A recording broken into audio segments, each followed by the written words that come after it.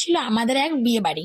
সন্ধেবেলা তাই তাড়াতাড়ি রেডি হতে বসে পড়েছিলাম। রেডি হবার পর ঘড়িতে বাজে রাত 8টা। শাশুড়ি মা, শ্বশুরমশাই, আমি আর আমার হাবি রেডি হয়ে আমাদের বাড়ি থেকে বিয়ে বাড়ি ছিল একদমই কাছে, যার কারণে 10 মিনিটেই আমরা পৌঁছে গেছি। বিয়ে বাড়ি এসেই দেখলাম এরকম কত সুন্দর ঝর্ণা সিট করেছে পুকুরের মধ্যে, দেখতে খুব সুন্দর লাগছিল। আর আমার কিউট সে একটা ননদিনী, সে স্টাইল করছে, আমি ভিডিও করছি বলে বসে সবার সঙ্গে কথাবার্তা বলার পর দেখলাম বর চলে এসেছে, আর প্রায় বরযাত্রীও সব চলে এসেছে।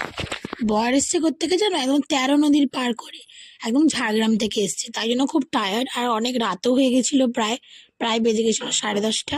তাই জন্য ওনারাও বেশি দেরি না করে বরের সঙ্গে সবাই কথাবার্তা বলার পর বরও বসে গেছিল বিয়েতে, আর আমরা চলে গেছিলাম খাওয়ার। ওখানে গিয়ে দেখলাম পুরো ফাঁকা, তাই বেশি দেরি না করে আমরা বসে পড়লাম খেতে।